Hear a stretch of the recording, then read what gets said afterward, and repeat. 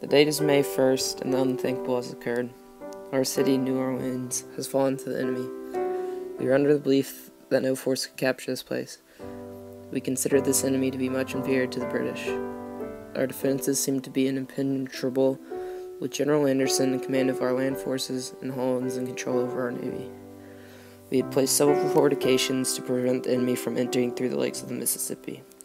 We thought that we were strategically advanced because we had Fort Jackson on the west bank of the river and Fort St. Philip on the east bank. We were under the influence that these two forts would prevent the Union from infiltrating through the Mississippi. We were wrong. Each fort was meant to hold some 100 guns and around 500 men. We were also armed our smaller forts, guarding the lakes and the South Pass with lesser men and guns.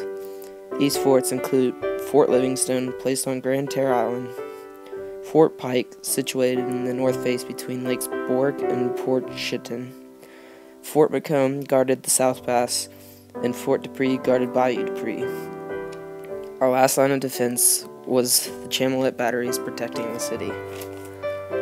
All of our position forts guarding the Gulf should have prevented the Union from landing in our great city. All in all, our city was being protected by less than 24,000 men and 3,000 free Negroes who volunteered to defend this great city. We were confident that we were secure in case of an attack. Even the Union, General Benjamin Franklin Butler, was reported to have said he held the keys of New Orleans.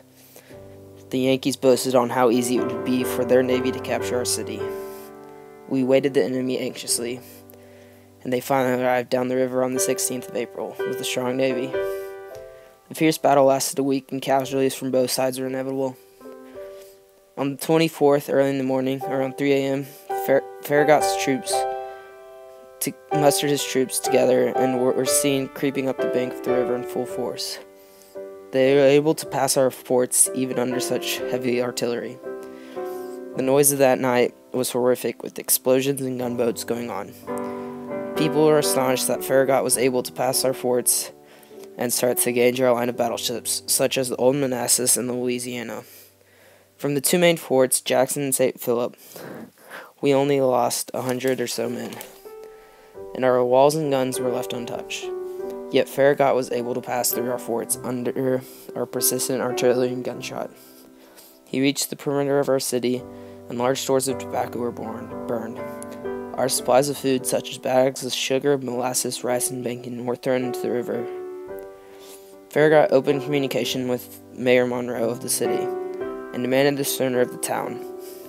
Monroe objected to this threat, even though there was no force or opposition to object this enemy. The mayor refused to allow Farragut to lower the state flag and raise their flag on the city hall. During the day, the destruction of the property of our poor citizens persisted. Arguments continued between the mayor and Farragut about the regards of the flag raising from the 24th to the 28th. Farragut was trying to stall until the arrival of General Butler's troops were supposedly en route to come assist in the capture of the city. On the 30th, Farragut sent 200 Marines to march into the city and lower the state flag and raise the Union flag with the stars and stripes. After the ceremonial flag raising, Farragut's men returned to their ships, but the Union flag did not last long in the city hall. Hereafter, because some men assembled and tore the flag down in response. Farragut then moved his vessels closer to the city and threatened to attack, but he did not. He waited until Butler's forces landed on the 1st of May to help and aid the capturing of our beloved city, New Orleans.